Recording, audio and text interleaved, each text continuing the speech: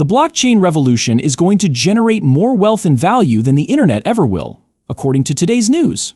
There has been consistent messaging in academic journals about how this is a once-in-a-lifetime opportunity, a paradigm change where blockchain technology and cryptocurrency will revolutionize the way we do business. This is why Ripple Partners and Standard Chartered have recently come out and said that Trump's influence in the cryptocurrency market could cause the total market cap of all cryptocurrencies to soar to $10 trillion by the end of the bull cycle in 2026. Here at Standard Chartered, we'll go into more detail about why this is important shortly, but for now, let's look at Bitcoin's $1.7 trillion market cap, which accounts for more than half of the total. Anticipated that Bitcoin prices will rise significantly beyond $250,000 if the standard charting model is correct. Whatever the case may be, the fact remains that the institution's adoption of blockchain technology, and by extension, the price of the majority of these cryptocurrency projects, is not going anywhere and will only continue to soar, as this article from Lloyds Bank shows. The ICC and other international business groups strives to digitize 60 to 80% of all trade by the end of this bull cycle, and then again by the end of 2026.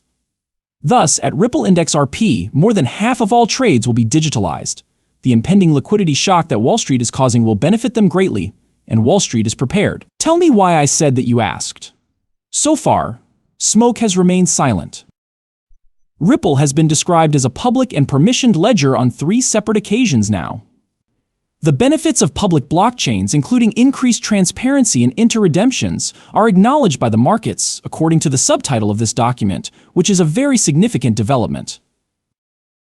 I don't know anybody that uses a private blockchain if they have the option to use a public one, said Carlos Domingo, CEO of Securitize. This is in response to another passage adjacent to it that states public blockchains can be seen as general-purpose technologies with numerous possible applications, penned by Griskel, thus hailing from Wall Street. Documents that emphasize the significance and, consequently, market domination. Ripple is going to be highlighted as a public permission ledger on the public blockchain. The links to me are crystal clear. Wall Street is interested in XRP because it is well known, has a track record of success, and has faith in XRP's potential for future monetization and use in the cryptocurrency market. Also, listen to this interview with Grayscope's head of research, Zach Pandal, to get a sense of how Wall Street and Grayscope are getting ready to inject crypto and XRP with equity. Discussing Walsh's request for access to XRP, Grayscale and their relaunched XRP Trust go on to mention their new index ETF. Bitcoin scaling ideas to AI-related projects to some of the decentralized finance stalwarts. Therefore, it encompasses a wide variety of concerns. A good illustration of that is XRP. Personally, I think investor interest is the main force behind that one. A large number of people are enthusiastic about XRP. Additionally, we aspired to have the capability to. One of the numerous reasons I am currently bullish on this incoming liquidity is because of this.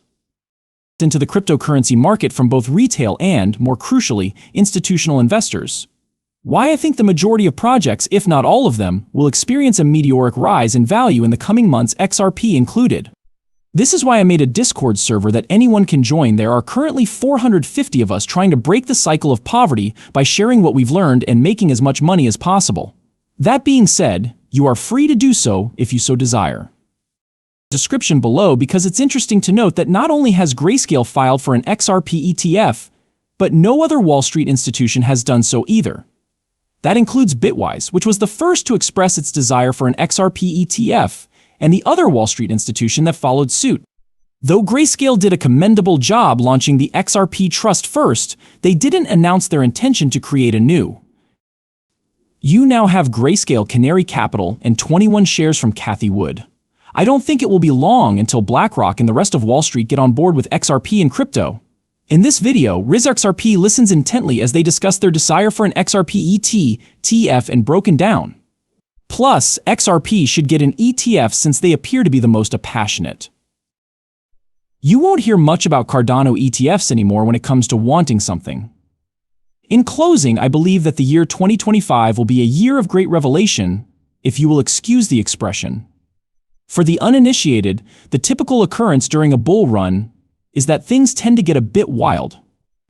Needless to say, a lot of things get launched extremely fast when there's a lot of money to be made. Hefty sums of money are being used to guarantee its approval. In this case, we are pointing towards BlackRock.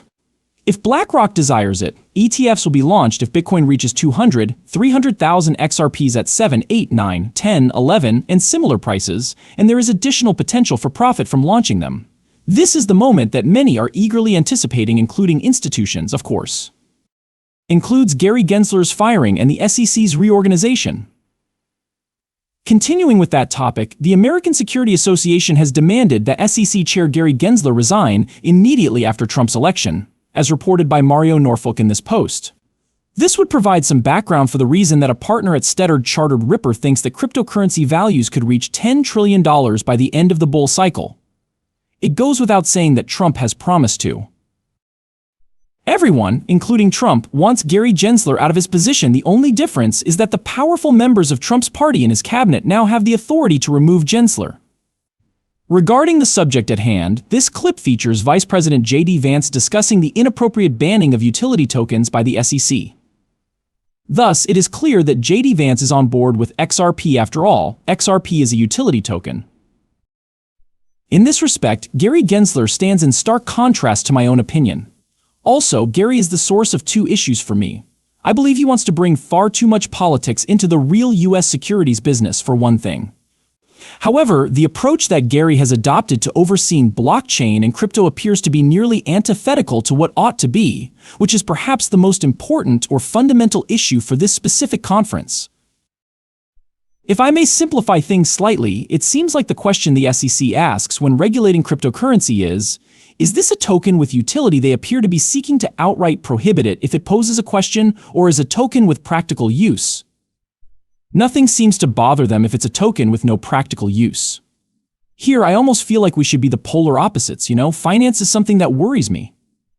If a token has practical use, though, that's the kind of thing that would pique my interest. Otherwise, I wonder if most crypto is just pretend. Please, please, please regulate it and pay close attention to how customers use it. However, simply discarding this material is not what you should do. And this is where my fears come to the surface in 2024. Many of the new entrants and established players in the social media industry will need blockchain technology to stay afloat. Perhaps a token with verification capabilities will be necessary.